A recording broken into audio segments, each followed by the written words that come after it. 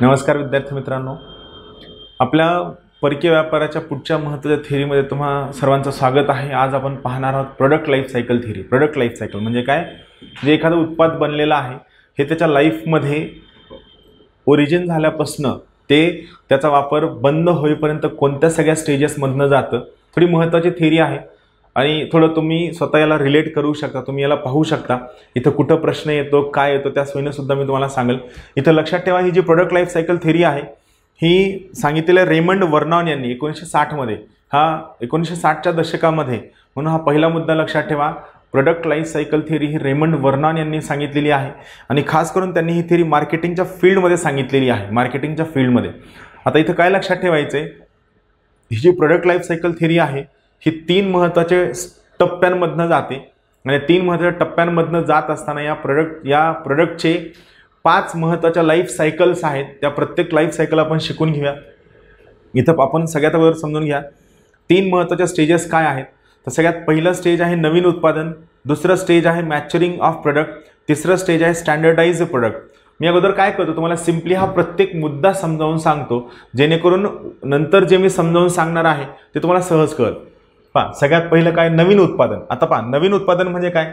एखाद्या गोष्टीवर research and development केला गेला आहे, इनोव्हेशन केलं गेलं आहे। एखाद्या कंपनीनं त्यांची स्वतःची टीम लावून एक नवीन उत्पादन कसं बनविता येईल यावर खूप मोठ्या प्रमाणात खर्च केलेला आहे। म्हणजे थोडक्यात काय की नवीन वस्तू मार्केटमध्ये आणायची आहे, जी वस्तू आत्तापर्यंत अस्तित्वात नव्हती। फॉर एक्झाम्पल, कम्प्युटर नावाचा प्रकार अगोदर अस्तित्वात नव्हता, जो पर्सनल कम्प्युटर या नावाने अमेरिकेमध्ये शोध लागला, बरोबर आहे। तर आता जेव्हा एखादी नवीन वस्तू अस्तित्वामध्ये येते तेव्हा ऑटोमॅटिकली त्या वस्तूला असणारी मागणी खूप जास्त असते। का? कारण नवीन वस्तू असते, प्रत्येकाला स्वतःकडे हवा असं वाटतं, त्यामुळं मागणी जास्त असते। ज्या देशामध्ये इनोव्हेशन झालं आहे, ज्या देशामध्ये शोध लागला आहे, त्या देशामध्ये याचं कन्झम्पशन खूप जास्त असतं, त्या वस्तूसोबत ब्रँड अटॅच्ड असतो आणि सगळ्यात महत्त्वाची गोष्ट डोमेस्टिक कन्झम्पशन एवढं जास्त असतं। म्हणजे ज्या देशात शोध लागला आहे त्या देशाची त्या वस्तूबद्दलची मागणी एवढी जास्त असते की त्या वस्तू त्या देशांमध्ये त्या लोकांना स्वतःकडेच हवी, स्वतःकडेच राहावी अशी त्यांची इच्छा असते। त्यामुळे ती वस्तू स्वतःकडे कशी ठेवता येईल याकडे त्यांचा जास्तीत जास्त कल असतो, जसं की पर्सनल कम्प्युटर। तर यामुळे काय असतं की जी वस्तू नवीन शोध लागलाय ही वस्तू डोमेस्टिक कन्झम्पशनसाठी, घरगुती उपभोगासाठी त्या देशामध्ये सर्वात जास्त वापरली जाते। यामुळं सरप्लस वस्तू, शिल्लक राहत नाहीत। वस्तू प्रोड्यूस झाल्या की त्याचा कन्झम्पशन त्या देशामध्ये खूप लवकर होतं आणि ऑटोमॅटिकली कन्झम्पशन लवकर झालं की त्या वस्तूचा एक्सपोर्ट होत नाही। म्हणून लक्षात ठेवा, या प्रोडक्ट लाईफ सायकलमध्ये या वस्तूचा जो नवीन शोध असतो, जो पहिला टप्पा आहे नवीन शोध लागणं, नवीन उत्पादन येणं, त्यावेळी या वस्तूचा एक्सपोर्ट नसतो। ही वस्तू त्या देशामध्ये सुरुवातीला कन्झम्पशनसाठी वापरली जाते। दुसरा महत्त्वाचा मुद्दा, प्रोडक्शन आणि कन्झम्पशन त्याच देशामध्ये होत असतं। शक्यतोवर या कंपन्या या वस्तूचं पेटंट कुणालाही देत नाहीत, उत्पादनाचे हक्क कुणालाही देत नाहीत। त्यांना माहीत असतं की ट्रान्सपोर्टेशनचा खर्च वाचला, टॅक्सेसचा खर्च वाचला आणि आपण जर वस्तू स्वतःच्या देशामध्ये विकत राहिलो तर आपल्याला ह्या वस्तूपासून खूप मोठा प्रॉफिट मिळत असतं। त्यामुळे या वस्तूचं जे सुरुवातीचं प्रोडक्शन आहे आणि जे कन्झम्पशन आहे हे त्यांचं त्याच देशामध्ये होत असतं। हे प्रोडक्शन आणि कन्झम्पशन ते दुसऱ्या देशामध्ये शिफ्ट करत नाहीत, हा महत्त्वाचा मुद्दा आहे। त्यामुळे प्रोडक्शन आणि कन्झम्पशन हे सेम देशामध्ये असतं आणि अशावेळी जेव्हा या वस्तूची मागणी वाढते तेव्हा ऑटोमॅटिकली मास प्रोडक्शन वाढतं। इथे मेन्स प्रोडक्शन झालं आहे, हे मेन्स नाही आहे, हे काय आहे? मास प्रोडक्शन आहे। मास प्रोडक्शन म्हणजे खूप मोठ्या प्रमाणामध्ये, खूप लार्ज स्केलवर या वस्तूचं उत्पादन वाढतं। हे उत्पादन एवढ्या मोठ्या प्रमाणात असतं की या देशाला स्वतःची गरज भागविण्यासाठी या वस्तूचं कन्झम्पशन करावं लागतं, मास प्रोडक्शन। त्यानंतर जेव्हा ही वस्तू मॅच्युरिंग व्हायला सुरू होते तेव्हा या वस्तूबद्दलची माहिती जगभरामध्ये पसरते। याचं एखाद दुसरं प्रोडक्ट कुठतरी एक्सपोर्ट केलेलं असतं, इम्पोर्ट केलेलं असतं, लोकांना या वस्तूबद्दल माहीत व्हायला सुरू असतं आणि सुरुवातीला इनोव्हेशन झालेली वस्तू ही थोडीशी प्रिमिटिव्ह असते, खूप जास्त शोध झालेले नसतात। मात्र हळूहळू वस्तूचा वापर सुरू झाल्यानंतर ही वस्तू टप्प्याटप्प्यानं खूप सगळ्या ठिकाणी पोहोचल्यानंतर या वस्तूमध्ये काय डिफेक्ट आहेत, काय प्रॉब्लेम्स आहेत, काय अडचणी आहेत, वापरताना काय नवीन वापर होऊ शकतो का, याचा वापर आणखीन कम्युनिटी लेवलला काय होऊ शकतो, जर आपल्याला कन्झम्पशन जास्त लेवलला हवं असेल तर याचं मास प्रोडक्शन आपण कशा पद्धतीने वाढवू शकतो, या सर्व बाबींचा विचार केला जातो। आणि या सर्व बाबींचा विचार केल्यानंतर याची जेव्हा खूप जास्त डिमांड वाढते, हेवी डिमांड होते, तेव्हा ऑटोमॅटिकली वस्तू मॅच्युअर व्हायला सुरू होते आणि या वस्तूमध्ये आपण जे बदल करतो, तांत्रिक बदल असतील, इकॉनॉमिकल बदल असतील, स्ट्रॅटेजिक बदल असतील, हे सर्वच्या सर्व बदल एका लेवलला येऊन थांबतात आणि त्या लेवलला थांबल्यानंतर ही वस्तू मॅच्युअर झाली आहे असं मानलं जातं आणि ही वस्तू मॅच्युअर होते. ही वस्तू मॅच्युअर झाल्यानंतर मग ऑटोमॅटिकली त्या देशामध्ये या वस्तू मॅच्युअर झाली आहे, या वस्तूची कॉस्ट ऑफ प्रोडक्शन वाढलेली असते. मात्र हा देशसुद्धा वेगानं प्रगती झालेली असते आणि मग हा देश ती वस्तू बनवणं थोडंसं स्वतःला त्याला परवडणारं नसतं आणि मग हा देश ऑटोमॅटिकली या वस्तूचे प्रोडक्शन आहे हे प्रोडक्शन दुसऱ्या देशामध्ये शिफ्ट करतो. म्हणजे प्रोडक्शन दुसरीकडे शिफ्ट होतं आणि मग वस्तू जेव्हा स्टँडर्डाइज लेवलला पोहोचते, फॉर एक्झाम्पल तुम्ही आत्ताच्या कंडिशनची जर लॅपटॉपचा विचार केला तर तुम्ही स्वतः ऑब्झर्व करा, जवळपास सर्वच्या सर्व लॅपटॉप सेम आहेत. मग ते फोल्डिंगचे लॅपटॉप आलेत, त्यानंतर आणखी टच स्क्रीन असणारे लॅपटॉप आलेत. म्हणजे काय एक लॅपटॉपचा त्याचा रॅम असेल, त्याचं ग्राफिक युजर इंटरफेस असेल, त्याचं जनरेशन असेल, हे सगळे एका लेवलला पोहोचले, सगळ्यांकडे सेम आहे. मग अशा वेळेस या लॅपटॉपचं मॅन्युफॅक्चरिंग तुम्ही स्वतःच्या देशामध्ये केलं तर ते कॉस्टली जातं. याऐवजी तुम्ही याचं मॅन्युफॅक्चरिंग इतर देशांमध्ये शिफ्ट करता, ज्या ठिकाणी तुम्हाला हा लॅपटॉप स्वस्तात बनवून मिळू शकतो. मग तुम्ही त्या ठिकाणी शिफ्ट केल्यानंतर जेव्हा लॅपटॉप स्वस्तात बनवून मिळतो मग तुम्ही या लॅपटॉपला स्वतःच्या देशामध्ये इम्पोर्ट करता. हा महत्त्वाचा आहे. काय होतं, ज्या डेव्हलपिंग देशामध्ये याचं मॅन्युफॅक्चरिंग सुरू झालेलं आहे त्या विकसनशील देशांमधनं हा लॅपटॉप परत त्या विकसित देशांमध्ये शिफ्ट होतो. फॉर एक्झाम्पल, पर्सनल कम्प्युटरचा शोध अमेरिकेत लागला. सुरुवातीला कन्झम्पशन अमेरिकेत जास्त होतं, मास प्रोडक्शन अमेरिकेमध्ये होतं. याचा प्रोडक्ट ऑटोमॅटिकली स्टँडर्डाइज झाला. मग हळूहळू हे पर्सनल कम्प्युटर महागडं असल्यामुळं हळूहळू हे पर्सनल कम्प्युटर युरोपियन देशांमध्ये शिफ्ट झालं. त्यानंतर जे सर्व श्रीमंत देश आहेत, श्रीमंत शहरांमध्ये शिफ्ट झालं आणि आत्ताच्या कंडिशनला हे जे पर्सनल कम्प्युटर्स आहेत यांचं प्रोडक्शन, या ज्या बारीक बारीक गोष्टी आहेत यांचं मॅन्युफॅक्चरिंग हे डेव्हलपिंग कंट्रीजमध्ये होतं, अविकसित किंवा विकसनशील देशांमध्ये होतं. आणि या अविकसित किंवा विकसनशील देशांमधनं ही वस्तू परत वापस अमेरिकेत एक्सपोर्ट केली जाते. हे प्रोडक्ट लाईफ सायकल थेरी आहे. आपण याचे काही स्टेजेस आहेत ते स्टेजेस समजून घ्या. इथं जे मी सांगितले ते फक्त थिअरॉटिकली मांडतोय. नवीन उत्पादन ज्या देशामध्ये इनोव्हेशन झालेलं आहे तिथं सगळं होईल. सुरुवातीला अमेरिकेत होतं, खास करून मॅन्युफॅक्चरिंग सेक्टरला लागू होतं, उत्पादन क्षेत्राला लागू होतं. प्रोडक्ट लाईफ सायकलमध्ये प्रत्येक प्रोडक्टच्या 5 महत्त्वाच्या स्टेजेस असतात. याच्यावर प्रश्न असतो. पहिली स्टेज आहे इंट्रोडक्शन, दुसरा आहे ग्रोथ, तिसरा आहे मॅच्युरिटी, चौथा आहे सॅच्युरेशन आणि 5वा आहे डिक्लाइन. ते या सर्व स्टेजेसच्या आधारावरती यांचा ग्रोथ असतो, यांची मागणी असते, यांचा वापर या ठिकाणी केला जातो.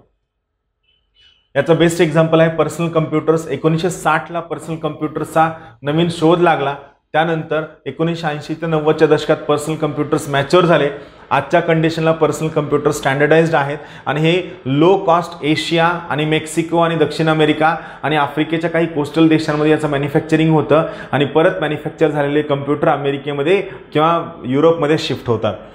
इथं सगळ्यात महत्त्वाची गोष्ट एक लक्षात ठेवा, प्रोडक्ट लाईफ सायकल थेरीचा मुख्य उद्देश होता हेक्स्चर ओव्हलिनचा जो सिद्धांत आहे, फॅक्टर प्रोडक्शन थेरीचा जो सिद्धांत आहे त्यामध्ये ज्या सुधारणा आहेत त्या सुधारणा करणं.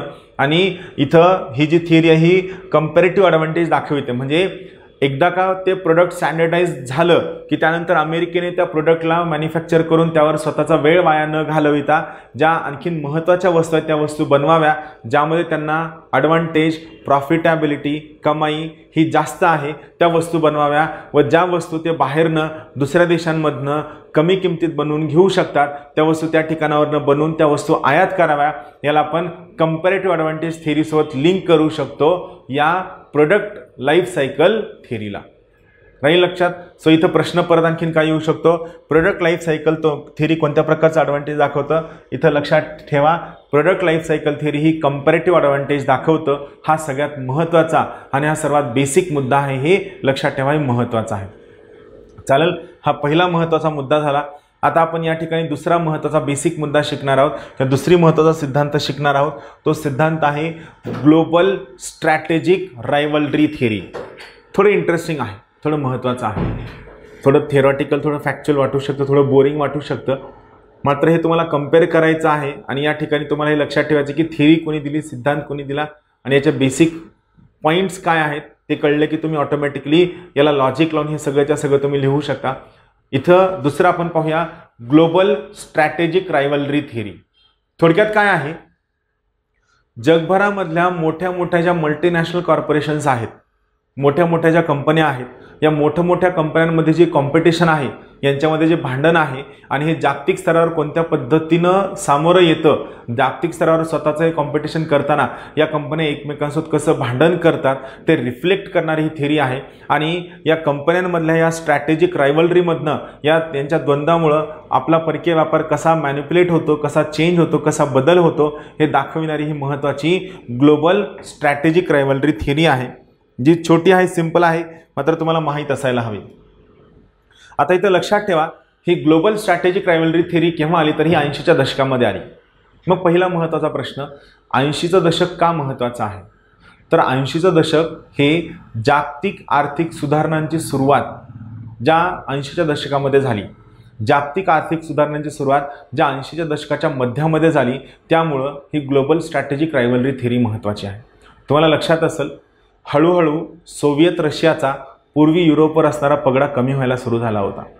सोव्हिएत रशियाची स्वतःची अर्थव्यवस्था नुकसानीत जाऊ लागली आणि सोव्हिएत रशियाला स्वतःच्या अर्थव्यवस्थेवर नियंत्रण ठेवणं अवघड जात होतं. अशावेळी अमेरिकेचा जो भांडवलशाहीवादाचा जो पगडा आहे हा जगभरामध्ये वाढत होता. अमेरिका दिवसेंदिवस स्ट्रॉंग होत होतं आणि जे सर्व समाजवादी देश, साम्यवादी देश किंवा नॉन अलाइनमेंट म्हणजे अलिप्ततावादाकडे झुकलेले देश होते, हे सर्वच्या सर्व देश हळूहळू अमेरिकेच्या भांडवलशाही धोरणाला आणि इंटरनॅशनल मॉनिटरी फंडच्या ज्या स्ट्रक्चरल ॲडजस्टमेंट प्रोग्राम आहे याच्या धोरणाला बळी पडू लागले. आणि या सर्व देशांकडनं मदत घेण्यासाठी, आर्थिक मदत घेण्यासाठी हे सर्व देश त्या ठिकाणी बळी पडत असताना मग त्या ठिकाणी कुठंतरी या सगळ्या ठिकाणी स्वतःचा आर्थिक एजेंडा, स्वतःच्या आर्थिक धोरणं राबविण्यासाठी अमेरिकेने स्वतःच्या मोठ्या मोठ्या मल्टीनॅशनल कॉर्पोरेशन्सला, आफ्रिकन देश असतील, आशियाई देश असतील, दक्षिण अमेरिकी देश असतील किंवा पूर्व आशियाई देश असतील, या सर्व देशांमध्ये खूप मोठ्या प्रमाणात भांडवल, टेक्नॉलॉजी, इनोव्हेशन, इंटेलेक्च्युअल प्रॉपर्टी, बौद्धिक संपदा घेऊन या सर्व देशांमध्ये स्प्रेड करण्यासाठी सांगितलं. आणि या स्प्रेडमधनं त्यांनी त्या तिथलच्या लोकलच्या कंपन्या असतील, या कंपन्यांसोबत रायव्हलरी करून या देशांमध्ये स्वतःचं आर्थिक प्रभुत्व, स्वतःचा आर्थिक स्टे किंवा स्वतःचा आर्थिक स्ट्रॉंग होल्ड वापरण्यासाठी सुरुवात केली. त्यामधनं ही ग्लोबल स्ट्रॅटेजिक रायव्हलरी थिअरी समोर आली, ग्लोबल स्ट्रॅटेजिक रायव्हलरी. आता थोडक्यात काय आहे की प्रत्येक मल्टीनॅशनल कंपनी जी आहे, या प्रत्येक मल्टीनॅशनल कंपनीला स्वतःची स्ट्रॅटेजिक रायव्हलरी उभी करायची आहे, स्वतःला स्ट्रॅटेजिकली जगभरामध्ये दाखवायचे की माझी कंपनी अशी आहे, तुम्ही माझं प्रोडक्ट विकत घ्या. एक सिंपल एक्झाम्पल मी तुम्हाला सांगतो, आयफोनचं किंवा ॲपलचं. तुम्हाला प्रश्न पडला असेल की सर आयफोनवर किंवा ॲपलवरती काय येतात, तर त्यामागचं कारण असं आहे की तुम्ही AR रहमान यांना कधी कशाची ॲडव्हर्टाइजमेंट करताना पाहितलंय का? मला सांगा, त्यांच्या 2-3 ॲडव्हर्टाइजमेंट सांगा. नाही ना, तुम्हाला आठवतं का नाही? मात्र AR रहमान आयफोनची ॲडव्हर्टाइजमेंट करतात, बरोबर. का करतात? कारण तुम्हाला लक्षात असेल की AR रहमान मे बी यांना त्यामागं मिळणारं मानधन खूप मोठ्या प्रमाणात असेल.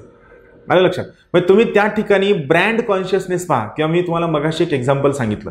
काय एक्झाम्पल सांगितलं की एखाद्या व्यक्तीच्या हातामध्ये आयवॉच आहे, तो आयफोन वापरतोय, याचा अर्थ आपण ऑटोमॅटिकली आपला त्याच्याकडे पाहण्याचा दृष्टिकोन वेगळा असतो. किंवा एखादा व्यक्ती मर्सिडीजमधनं उतरतोय, ऑटोमॅटिकली आपला पाहण्याचा दृष्टिकोन वेगळा असतो. का? कारण या ठिकाणी त्या पर्टिक्युलर कंपनीने त्या ठिकाणी स्वतःचं ब्रँड उभं करण्यासाठी घेतलेली मेहनत. मी खूपदा यामध्ये एक एक्झाम्पल वर्गामध्ये शिकवताना सांगत असतो, खास करून एक्झाम्पल सांगत असताना वर्ल्ड ट्रेड ऑर्गनायझेशन शिकवताना एक्झाम्पल मी परत एकदा सांगणार आहे. राफेल नदालची एक मॅच होती. राफेल नदाल तुम्हाला माहीत असेल, he is a tennis player, बरं, लॉन टेनिस प्लेअर आहे. त्याला क्ले कोर्टचा बादशाह म्हणलं जातं. क्ले कोर्ट, बरोबर आहे. फ्रेंच ओपन जे क्ले कोर्टवर खेळलं जातं याचा बादशाह म्हणलं जातं. तर त्या एका पर्टिक्युलर मॅचमध्ये राफेल नदाल हा जागतिक विक्रम मोडणार होता.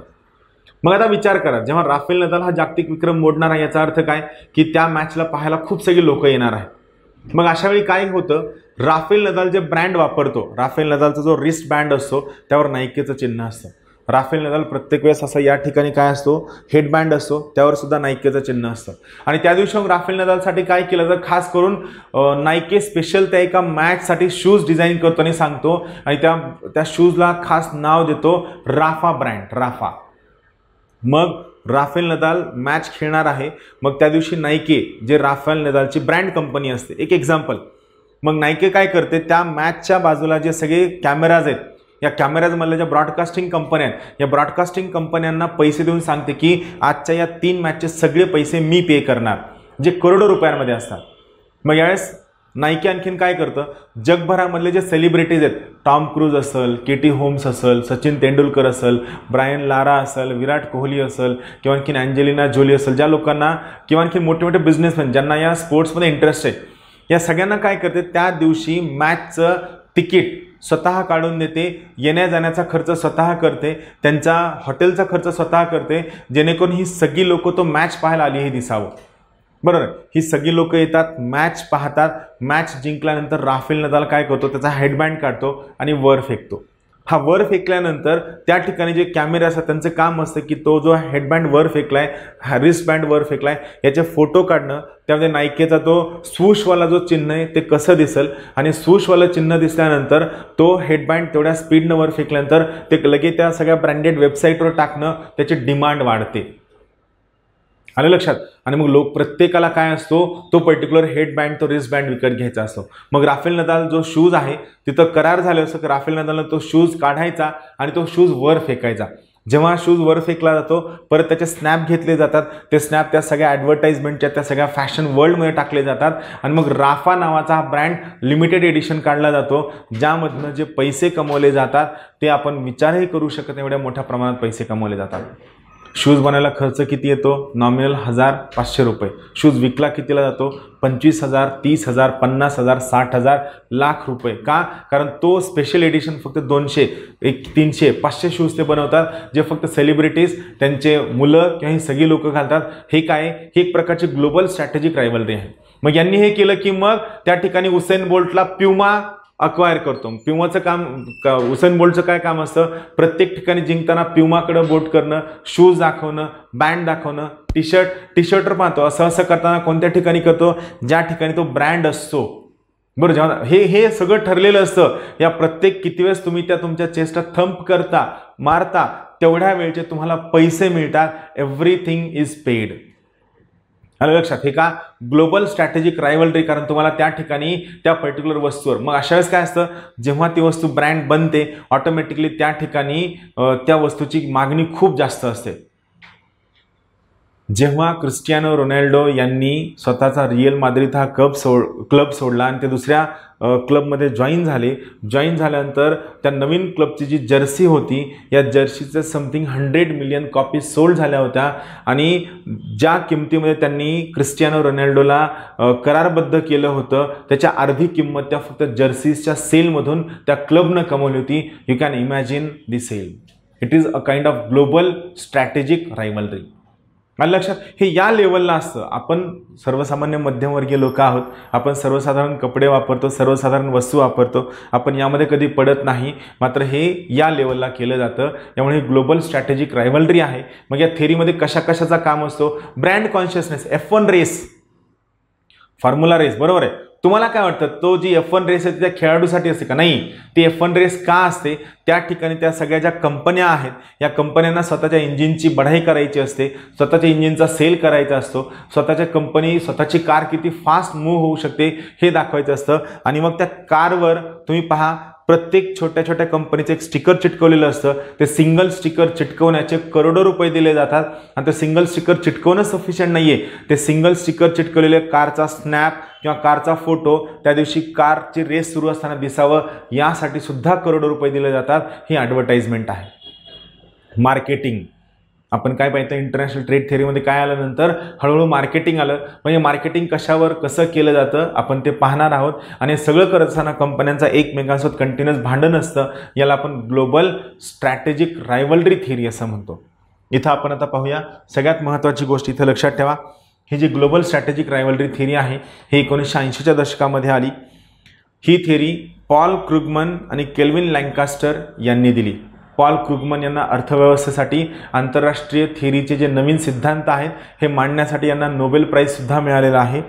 मल्टीनॅशनल कॉर्पोरेशन्स यांनी ग्लोबल ॲडव्हान्टेज मिळवण्यासाठी जे प्रयत्न करतात, स्वतःचं प्रोडक्ट कॉम्पिटिटिव्ह दिसावं, स्वस्त दिसावं, महागडं असता कामा नये, क्वालिटी चांगली असावी, यासाठी या मल्टीनॅशनल कॉर्पोरेशनचे सगळे प्रयत्न करतात. त्याची ही पर्टिक्युलर थिअरी आहे.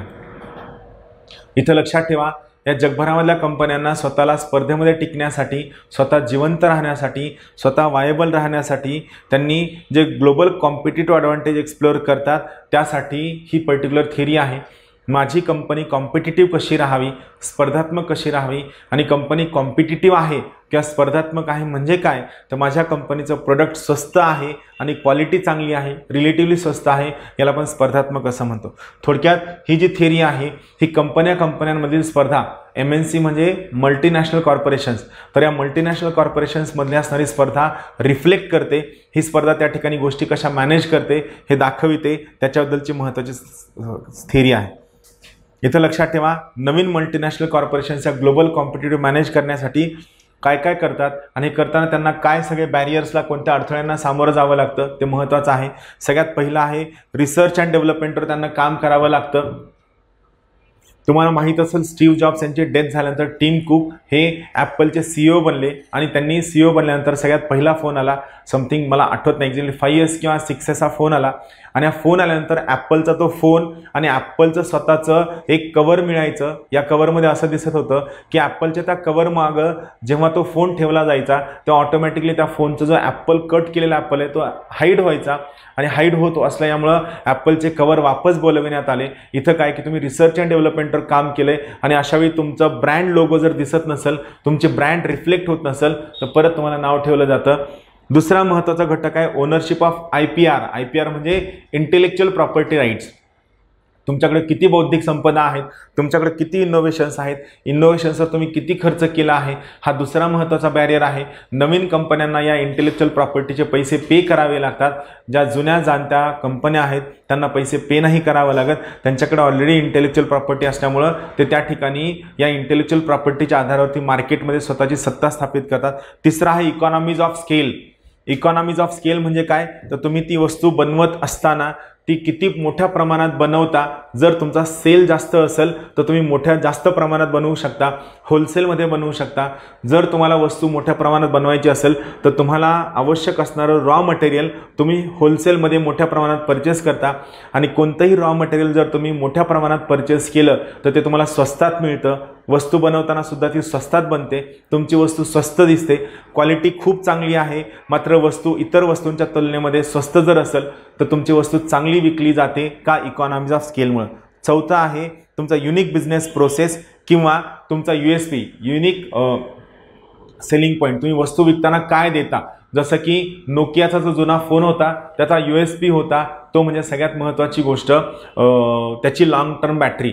किंवा OnePlus फोन सध्या का विकला जातोय, तर सॅमसंगच्या फोनमध्ये असणारे जवळपास सर्वच्या सर्व फीचर्स हे तुम्हाला OnePlusमध्ये तेवढ्याच किमतीमध्ये मिळत आहेत. आणि सगळ्यात महत्त्वाची गोष्ट, फोन हँग होण्याच्या प्रमाणाचा जर विचार केला तर सरळ लोक सांगतात OnePlusचा फोन हँग होत नाही ॲज कम्पेअर टू सॅमसंगचा फोन. म्हणजे तुमचा USP, तुमच्या प्रोडक्टची USP काय आहे.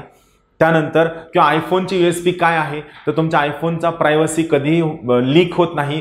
तुमचा data even law and order एजन्सीजने जरी मागितला तरीही आयफोन तो प्रोव्हाइड करत नाही, ॲपल ते प्रोव्हाइड करत नाही.